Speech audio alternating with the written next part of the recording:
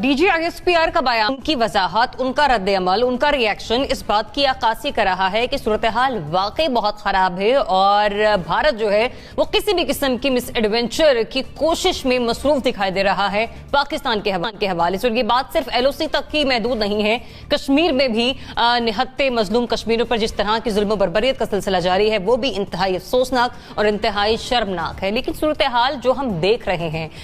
جس کی ترجمانی یہ حالات کر رہے ہیں، جو D G I S P R کا ریئیکشن ہے، کیا ہم کہہ سکتے ہیں کہ بھارت خطے میں حالات جو ہے وہ جنگ کی طرف لے کر جا رہا ہے، حالات آنے والے دنوں میں جنگ کی طرف جا رہے ہیں؟ افتخار احمد صاحب، کیا اوپینین ہے آپ کی کیا رائے ہے اس معاملے پر کہ بھارت جو ہے وہ حالات کو جنگ کی طرف لے کر جا رہا ہے؟ بالکل، میں اس معاملے کو تسلیم کرتا ہوں کہ ایسا ہوتا ہوا نظر آ رہا ہے۔ یہ تو بات جب انہوں نے انیکس کیا تھا کشمیر کو، اس کا جو ڈیبیٹ شروع ہوئی تھی، ہم نے تو اس وقت بھی محسوس کیا تھا کہ بھارت اس سے بڑھ کر حملہ کرے گا، اور میرا یہ خدشہ ہے کہ وہ اے جے کے پر پہلا اس کا وار ہوگا اور پھر وہ انٹرنیشنل باؤنڈری کی طرف آئے گا، کیونکہ اے جے کے پر اس کا حملہ آسان ہے اور اس پہ انٹرنیشنل جو پوزیشن ہوگی اس کی وہ کچھ اور ہوگی، اور انٹرنیشنل باؤنڈری پر اگر حملہ وہ کرتا ہے تو اس کی پوزیشن کچھ اور ہوگی، اور ہمارے لیے بڑی مشکل ہوگی کہ اگر اے جے کے پر حملہ ہوتا ہے تو ہم کیا پوزیشن لیتے ہیں اور کیا کر سکتے ہیں، اور ہم کتنے اپنے وسائل کو اس سارے معاملے میں مقابلے میں لا کے کھڑا کر سکتے ہیں۔ یہ بڑی امپورٹنٹ چیز ہوگی۔ میں اس پہ اور تو کچھ نہیں کہہ سکتا۔ I expect India to attack A J K in coming days. It is a possibility. You cannot rule out this possibility. امیر، آپ کا پوائنٹ آف ویو کیا ہے اس پر؟ میرا خیال ہے شاید جنگ کی طرف تو نہیں، کیونکہ آپ پچھلے 7 سال سے دیکھ لیں، لائن آف کنٹرول پہ اور ورکنگ باؤنڈری پہ جتنی دفعہ ان پرووکڈ شیلنگ یا جو لائن آف کنٹرول کی وائلیشن کی ہے انڈیا نے، وہ بڑی خطرناک فگر ہے، وہ نمبرز میں بھی اور کیجویلٹیز میں بھی، اور جو پاکستانی یعنی ہماری طرف سے جو پاکستانی کشمیری زخمی ہوئے ہیں، خطرناک اور تشویشناک فگر ہے۔ تو جب بھی یہ صورتحال ہوتی ہے ہمیں یہ سوال اٹھانا پڑتا ہے کہ کہیں حالات جنگ کی طرف تو نہیں جا رہے ہیں۔ نواز شریف صاحب کے زمانے میں آپ کو پچھلے 5 سال میں یاد ہوگا پی ایم ایل این کے تقریباً اسی طرح کی صورتحال تھی لائن آف کنٹرول پہ اور ورکنگ باؤنڈری پہ، اور اس وقت بھی جب اچانک کوئی بڑی کارروائی ہوتی تھی بھارت کی بارڈر سیکیورٹی فورس کی طرف سے، تو یہی سوال ہوتا تھا کہ کہیں حالات جنگ کی طرف تو نہیں جا رہے۔ میرا نہیں خیال کہ حالات جنگ کی طرف جائیں گے۔ پاکستان نے کوشش کی کہ وہ یونائٹڈ نیشنز کے جو انڈیپینڈنٹ آبزرورز ہیں ان کو لے کر جائے اور دکھائے جو ہماری سائڈ سے لائن آف کنٹرول کی صورتحال، اور آئی ایس پی آر اور آرمی کی طرف سے کئی دفعہ ان لوگوں کو لے جا کے، اور جو مختلف ایمبیسڈرز پاکستان کے اندر مختلف ملکوں کے ہیں ان کو بھی لے کر جا کے دکھایا گیا ہے، اور وہاں جو زخمی ہیں، جو مویشیوں کو نقصان پہنچا ہے، جو گھروں کو نقصان پہنچتا ہے، یہ سب کچھ انٹرنیشنل انڈیپینڈنٹ آبزرورز کو پاکستان دکھاتا رہا ہے۔ لیکن انڈیا کی طرف سے یہ حوصلہ، یہ جرت کبھی نہیں ہوتی، کیونکہ وہ بھی تو دکھائے نا کہ پاکستان کی طرف سے ان کی طرف کبھی ایسا ہوا۔ اچھا، اب یہ بڑی اس وقت تشویشناک اور صورتحال اس طرح سے ہے کہ اس طرف جو بچتے ہیں مقبوضہ کشمیر میں، جموں کشمیر میں، وہ کشمیری ہیں، وہ ہمارے اپنے ہیں، ہم ان کو نہیں مار سکتے۔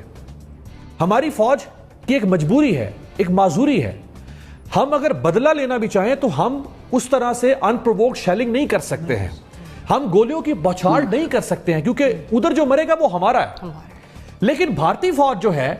ان کو اس بات کی کوئی پرواہ نہیں ہے کہ وہ اگر مقبوضہ آزاد کشمیر میں یا ورکنگ باؤنڈری کے علاقے میں اگر فائرنگ کریں گے تو وہ کس کو مار رہے ہیں، کیونکہ وہ تو پاکستانی قوم کو اپنا دشمن سمجھتے ہیں، لہٰذا ان کو اس بات کی کوئی پرواہ نہیں کہ وہ گولیوں کی بوچھاڑ کر رہے ہیں تو کرتے رہے، 20 درجنوں لوگ مر جائیں تو مرتے رہیں، ہم ہینڈی کیپڈ ہیں، ہم نہیں مار سکتے اس طرح سے۔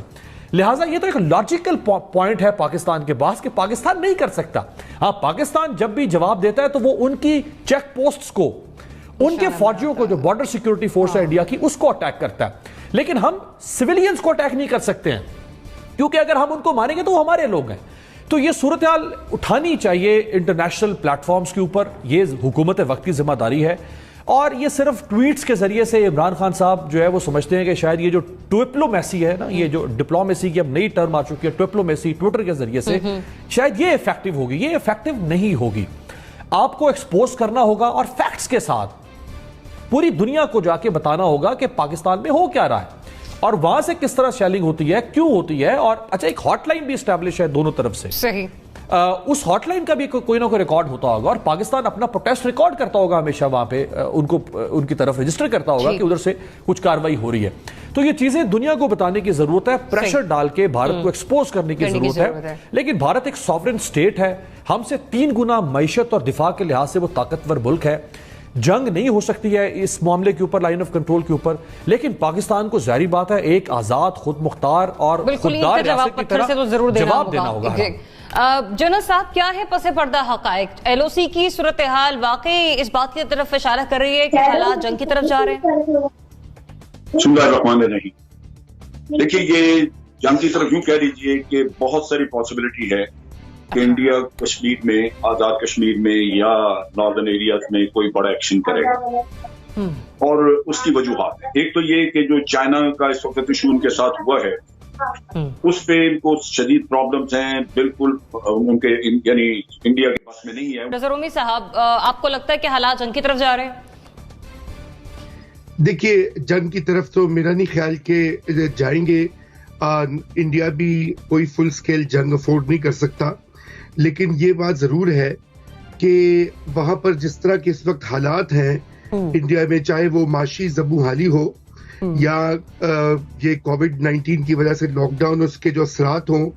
और मोदी का एक दूसरा टर्म में जो किए गए, जो उन्होंने वादे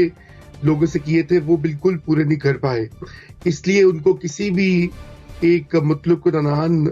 हुक्मरान की तरह एक डाइवर्जन की जरूरत है ताकि पब्लिक को किसी दूसरी तरफ लगाया जाए। ये एक ऐसा खेल है जो वो पहले खेल चुके हैं। ये पुलवामा वगैरह का जो हुआ था मामला, उसके बाद उन्होंने जिस तरह से उसको फ्रेम किया और अपने मुल्क में बताया